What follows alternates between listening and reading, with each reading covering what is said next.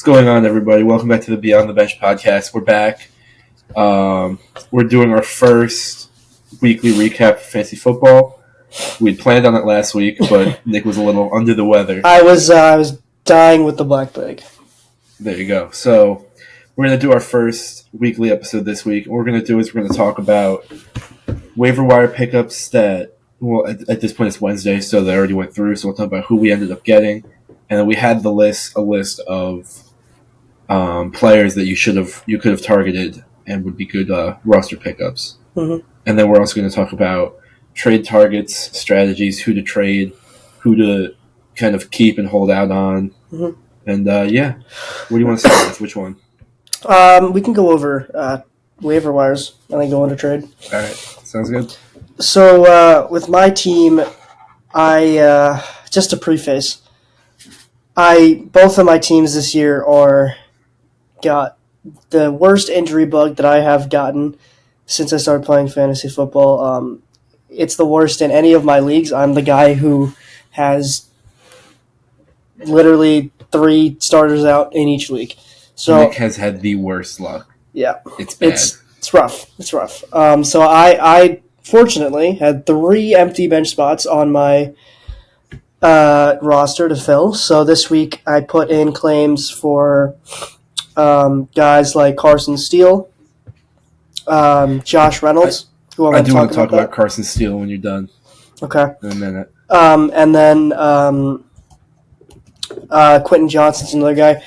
I will say, out of those 3 guys, and he's not someone that anybody is talking about, but Josh Reynolds has looked quite firmly. He is stepping into that Jerry Jeudy type of place, and he has looked very, very, very, very good in his time with the Broncos. In both of his games, he's had at least 5 targets, and although he's not scored a touchdown yet, in his first game he had 5 receptions on 8 targets for 45 yards. In his second game, he had 4 receptions for 5 targets for 93 yards. So he's getting more points than Courtland Sutton. So I think that's a guy that, that's a weekly flex play. Carson Steele, that backfield is so Pacheco just got injured, obviously. That backfield is very messy. We don't know how Carson Steele's going to do, how Kareem Hunt's going to do, how Samaje Perine going to do. I picked Carson Steele mainly because he's the only one that has a pet alligator, so that was my reasoning. That's pretty cool. Crocky J. Crocky J, bro. But what I did really want to talk about, like, this whole Chiefs backfield thing. Mm-hmm. I picked Kareem Hunt. I think Kareem Hunt is going to end up being the starter. Maybe not next week, but very soon after, I think he will. And how I think they're going to do. So Carson Steele is a big guy. They have him listed as fullback right now. This season he has, I think it was something like 9 carries for 23 yards, and he fumbled the ball once. 27 yards and a fumble. But he's big, so I think he's a fullback. I don't know how much they're going to use him. He was undrafted.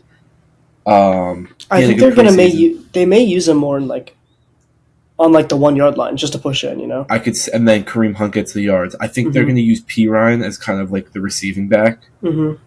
And then I think they're going to use Kareem Hunt. Like we were talking about this last night, how you said like Kareem Hunt never really started for the Browns last year. Yeah, that was my worry with not picking him. That was really my... That's because I think Jerome Ford's better than all 3 running backs on this team, on the Chiefs. Yeah, I can see but that. But even so, Kareem Hunt still... He was in 15 games for the Browns last year. Yeah. He had 135 rushes, 411 yards, which he averaged his lowest yards per carry in his career. But he did set a new career high in rushing touchdowns with 9. He did get a lot of touchdowns. So I feel like he's still a good option to pick up. Yeah. If people in your league haven't really realized that he's there, go grab him. I think he's going to end up having... He'll probably end up being a nice, good, like, number 2 flex. Yeah. That's what I'm projecting all of these. Because, like, this waiver wire week wasn't, like, amazing. It was just that so many guys got injured Exactly. So many people picked people up early on that by the time that the Sunday games rolled around, most of them were gone. Like Kenneth Walker got injured, so Zach Charbonnet got picked up immediately. Yep. Like all of the Rams guys. Like last week, I got Jordan Mason. Yep, like that was were early. I want to talk about that for a second. He saved my season. Yeah. Because I had Puka Nacua. Yeah. And I should have picked them up. McCaffrey and Nacua are looking like they're going to be out for the same amount of time. Mm-hmm. So when I took Zay Flowers out of my flex and put him at the wide receiver, I had no flex until I got Jordan Mason. Yeah. Which now Jordan Mason's my RB1. But yeah, that's very lucky. So a couple of waiver pickups I want to talk about. They all kind of have to do with injuries, and you should pick them up because of injuries. The first one I have, he's rostered before yesterday because waivers already went through. He was rostered in 19% of leagues. If you had someone like Tua starting for you, didn't have a backup, Derek Carr is the way to go. Yep. Derek Carr has looked unbelievable. The Saints have looked unbelievable. Amazing. I've had Rashid Shaheed on my bench for the last 2 weeks. That's not happening. He's my flex spot now. Him and Zach Moss. But I think Derek Carr is going to have a great season. The Saints, I saw this stat when we were watching the games on Sunday. Or it was Sunday night they showed it. The Saints have the second most points in the first 2 games ever. The other 2 teams that they showed the top 3. It's like 92 points, right? Yeah, the top team, 2009 Saints, also with 92. They won the Super Bowl. Mm-hmm. And the 1971 Cowboys with 91. They also won the Super Bowl. Damn. So it's looking like the Saints are winning the Super Bowl this year, which I have no complaints about. They look really good. They're a fun team. They do. And I think if Alvin Kamara may go as the steal of the draft. He looked so good. But I think Derek Carr, if he's still available, go grab him. He's going to have a great season. Definitely. Someone else I had on my list was Quentin Johnson, who you kind of talked about, rostered in 7% of leagues. Mm-hmm. And he looked good. He had a really good game. I will add one thing, though. Mm-hmm.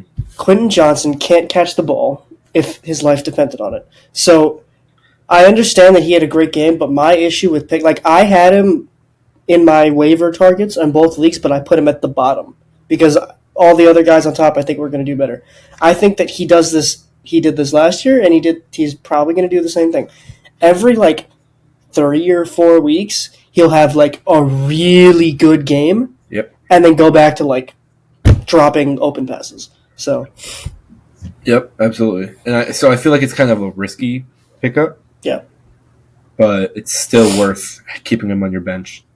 One player that I will say that people are trying to pick up that I don't think is worth picking up is Alec Pierce. I understand he's doing very good, I disagree. But Josh Downs is coming back, so I mean, he's not going to see the same production that he's been getting. Yeah, no, absolutely. If you need tight end help, Hunter Henry's the way to go. Mm-hmm. I feel like or Pat Freiermuth. Pat Freiermuth too, but Hunter Henry, he's rostered in 24% of leagues. And, I mean, I don't know why people didn't really draft him. I know he fell off at the end of last year. But he clearly could still do what he's been doing. Yeah. He has 10 receptions for 127 yards on the season. 12 targets in his last game.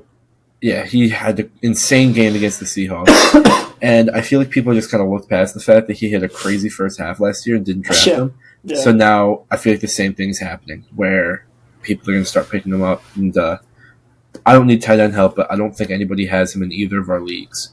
So it's something to know. I need major tight end help. Maybe you should go grab him. Maybe. But it's a Thursday night game. I don't like starting people on Thursday. Messes with my week. Speaking of Thursday night game, another guy I have on the waiver wire is Braylon Allen, the Jets RB2, the rookie from Wisconsin. Okay. He's rostered in 10% of leagues. He had an insane game. When did they play? Sunday? Mm-hmm. And somebody picked him up, as they should. I think it was Aiden. It was Aiden, yep. And he had an amazing game this past Sunday. He had 2 touchdowns, I believe. Obviously, Brees Hall is still going to be the lead rusher, and nothing's going to really change that. That's not. I have no doubt about that he's going to be the lead rusher. But Braylon Allen's a good guy to have. He had 8 carries, I believe, last game. Sorry, he had 7 carries, 33 yards, and a touchdown. And then he had 2 receptions for 23 yards and a touchdown. So, I mean, when you have Brees Hall in your backfield, giving a different running back 8 carries, I feel like 8 carries is a lot. Especially, like, I get it. It was against the Titans. They're not a very good defensive team. But it shows that they trust him. He scored twice. And I think he's just going to keep getting better and better throughout the season. And in the event that Brees Hall goes down, you're going to want him on your team. Yeah. He's probably the best handcuff to have right now.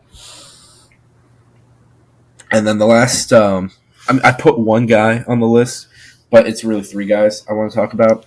I put Jordan Whittington. He's rostered in 2% of leagues. I feel like that's different now. I feel like a lot of people picked him up. I picked him up. The Rams rookie wide receiver. Did you get him?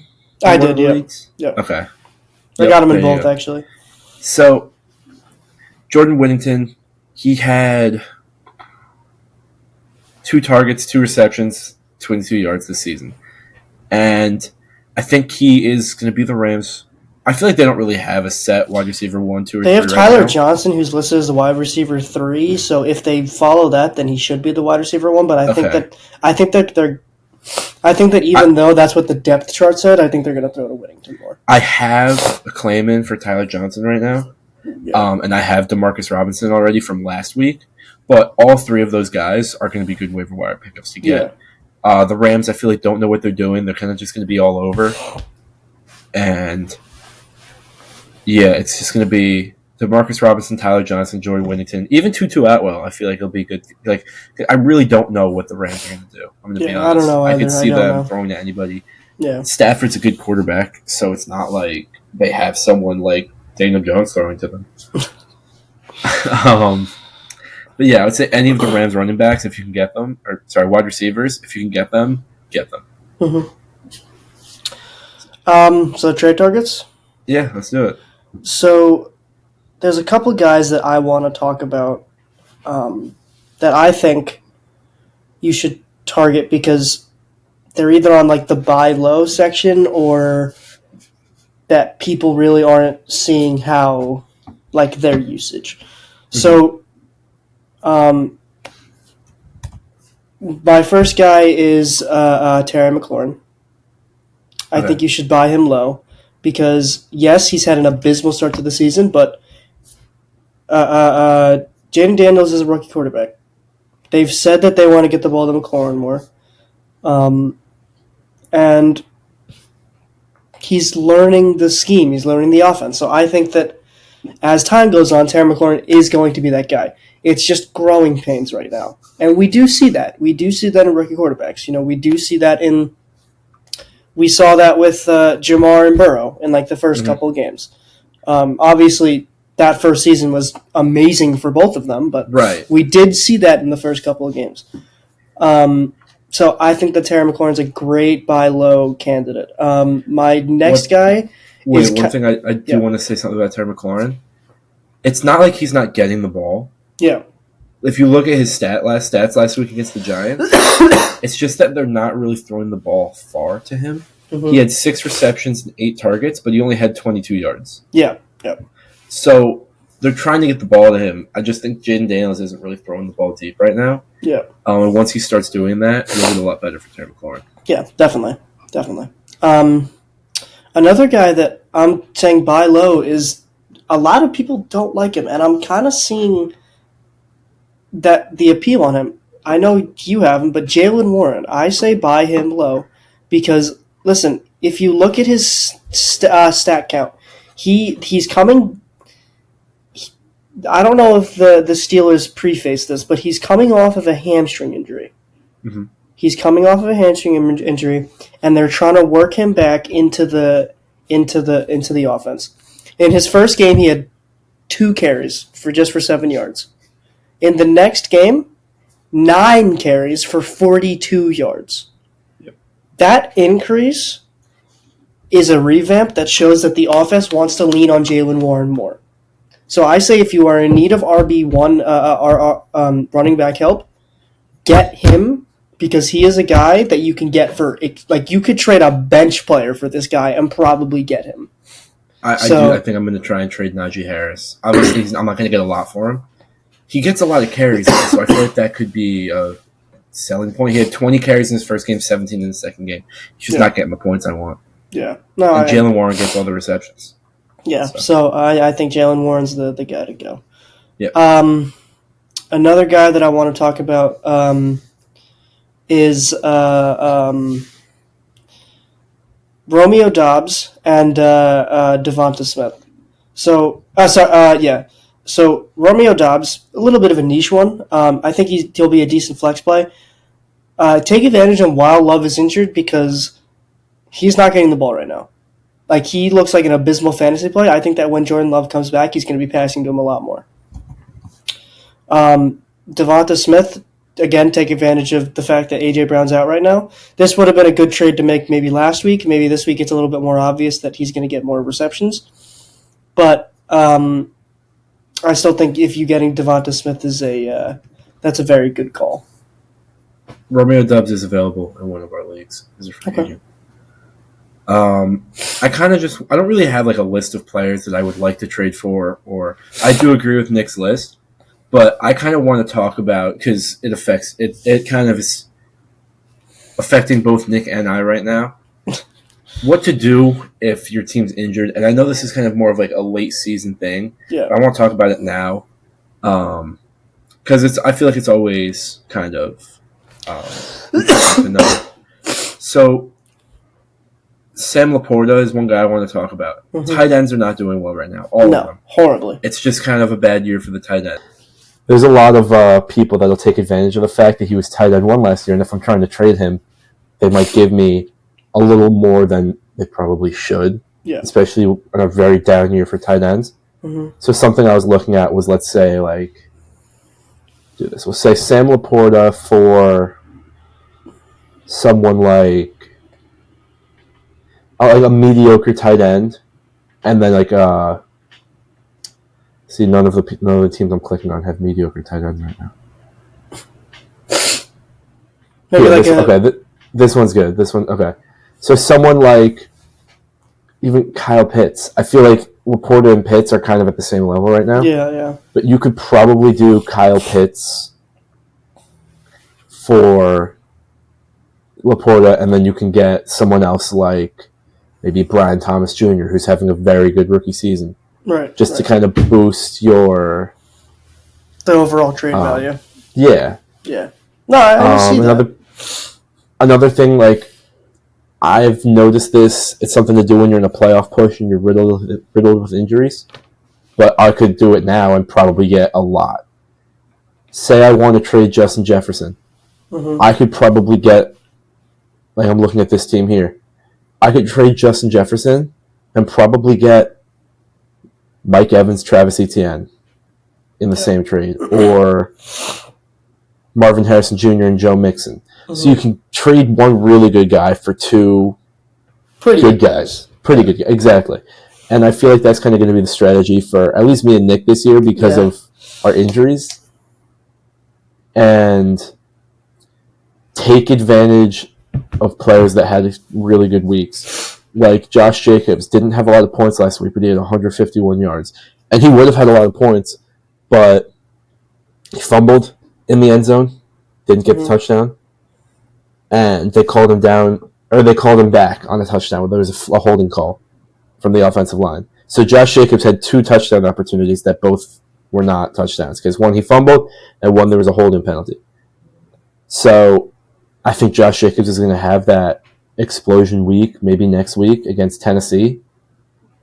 And I know 151 yards is insane, but he needs that touchdown, and then he'll get that trade value. I've been thinking of trading Josh Jacobs for a while, as well as in a couple weeks right before McCaffrey comes back, when there's 2 weeks, trade Jordan Mason and get a solid, that'll be a consistent starter for the rest of the season. Yeah, definitely.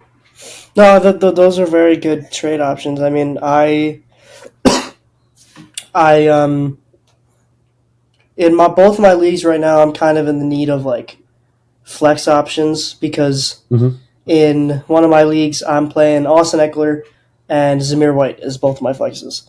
So that's not looking too good. Although I will say one thing about Austin Eckler. First game, he was getting garbage time touches.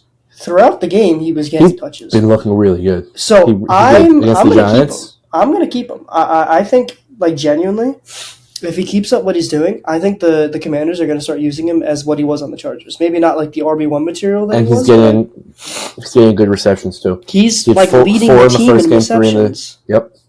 I think he ended like with like 48 receptions on Sunday. Like that's good for a running back, 48. Or yards. Sorry, not 48 receptions. Oh yeah, I was going to say he has 99 receiving yards on the season. Already. That's insane. In the first two games, like that's. I'm keeping. Yeah, he had 52 in the first game on 4 receptions and 47 last game. Yeah. He's definitely a good receiving back. I won't say he's going to be as good as to the point that he was on the Chargers when he was the RB1 for the season. Yeah. But always good to have him on your team. Yeah. Anything else? Team, see if there's start Rashid Shaheed this week. Yes. Start Zach Moss too. They're playing the Commanders. Those are my 2 flexes right now. I just thought I would bring that up, and especially because I know you know this, Nick. Chase Brown has 7 carries on the season.